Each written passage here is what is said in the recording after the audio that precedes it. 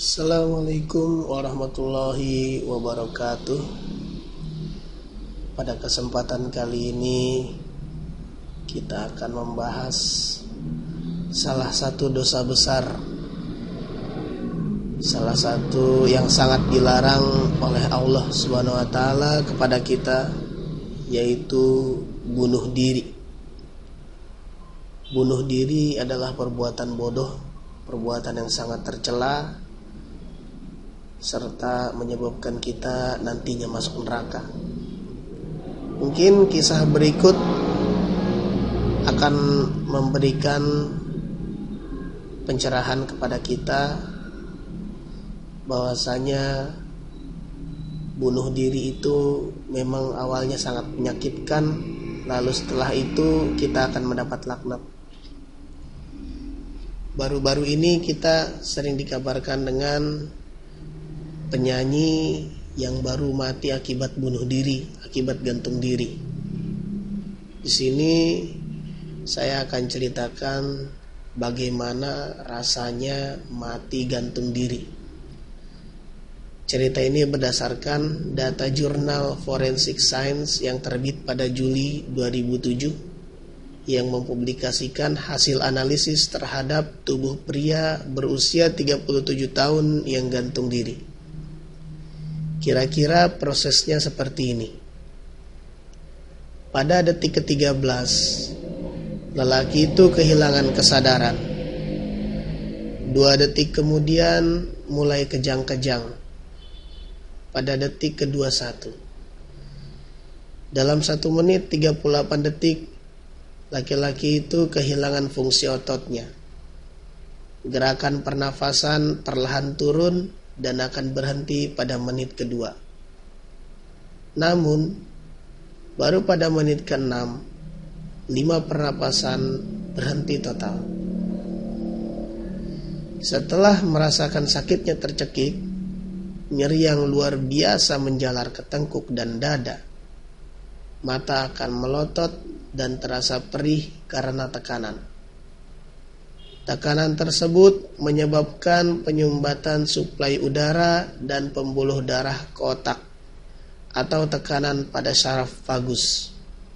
Setelah itu, perut dan dada kita akan kejang karena diafragma berkontraksi dengan hebat untuk menghirup udara. Ini sangat menyakitkan. Wajah kita akan berwarna ungu kemerahan, kocokan pada tenggorokan dan dada saat berusaha bernafas membuat busa halus dan liur mengucur dari sudut bibir, bahkan pendarahan di dalam tenggorokan. Lidah akan menjulur otomatis seperti anjing. Saraf vagus merupakan salah satu bagian terpenting dalam sistem saraf. Saraf ini mengirim sinyal ke seluruh tubuh dan kemudian mengirim mereka kembali ke otak. Saraf ini mulai dari otak, kemudian mensarafi tenggorokan, dada, paru-paru, jantung, lambung, otot perut, dan berbagai organ lain. Kerusakan pada saraf ini berakibat fatal terhadap kinerja otak dan organ-organ penting seperti paru dan jantung. Secara refleks, tubuh kita akan kejang dan meronta-ronta, berayun kian kemari. Tangan otomatis berusaha melepas tali yang mencekik leher. Semakin lama, gerakan meronta tersebut mengakibatkan patahnya tulang leher di pangkal batang otak dan menyebabkan pendarahan di otak serta putusnya saraf ke otak. Pandangan mulai kabur, kepanikan sudah tidak bisa diungkapkan, kontraksi diafragma semakin menjadi. Diafragma yang overkontraksi ini pula yang menyebabkan banyak pelaku gantung diri mengeluarkan feses dari tubuhnya. Gerakan kita perlahan akan lumpuh karena otak sudah tidak dapat mengontrol dengan baik. Dalam hitungan detik kesadaran kita akan menghilang dan setelah itu ajal menjemput. Demikian kisah bagaimana yang akan terjadi jika kita bunuh diri dengan cara gantung diri. Sebenarnya apapun cara bunuh dirinya tetap itu merupakan sebuah dosa besar. Tidak ada bunuh diri yang masuk kepada kategori tidak berdosa bagi umat Islam.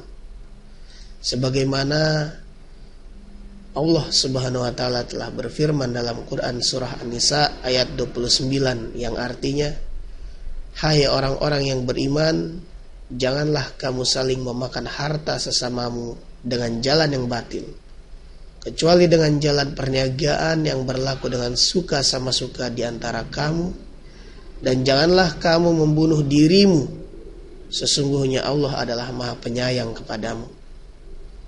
Serta dalam beberapa hadis lain disebutkan oleh Rasulullah SAW dalam hadis sahih dari Abu Hurairah radhiyallahu anhu, Rasulullah SAW bersabda, siapa yang bunuh diri dengan senjata tajam, maka senjata itu akan ditusuk-tusukkan sendiri dengan tangannya ke perutnya di neraka untuk selama-lamanya. Dan siapa yang bunuh diri dengan racun, maka dia akan meminumnya pula sedikit demi sedikit nanti di neraka untuk selama-lamanya. Dan siapa yang bunuh diri dengan menjatuhkan diri dari gunung, maka dia akan menjatuhkan diri pula nanti berulang-ulang ke neraka untuk selama-lamanya. Demikian renungan kita untuk memotivasi hidup kita, bahwasanya apapun kegagalan yang kita rasakan, apapun sesuatu yang membuat kita tidak kuat lagi untuk merasa hidup, maka kembalikan diri kita kepada Allah Subhanahu wa taala. Kita kembali mendekat lagi kepada Allah Subhanahu wa taala, karena yakinlah Allah tidak akan menguji hambanya jika hambanya tidak mampu dengan ujian tersebut. Sebagaimana firman-Nya, la yukallifullahu nafsan illa usaha. Sesungguhnya Allah tidak akan memberikan ujian kepada manusia sesuai dengan kemampuannya. Serta dalam ayat lain dalam Quran surah Al-Insyirah, bahwasanya kita harus yakin setelah kesulitan yang kita rasakan, setelah masa-masa sulit, maka akan datang kemudahan, akan datang masa-masa yang penuh kemenangan. Fa inna ma'al usri yusra, inna ma'al usri yusra. Sesungguhnya setelah kesulitan itu akan ada datang kemudahan, dan setelah kesulitan itu akan datang kemudahan. Demikian, semoga dapat bermanfaat bagi kita semua. Mari kita renungi bersama kehidupan kita sekarang ini. Kita perbanyak bersyukur dan semakin mendekat kepada Allah Subhanahu wa taala. Syukron. Assalamualaikum warahmatullahi wabarakatuh.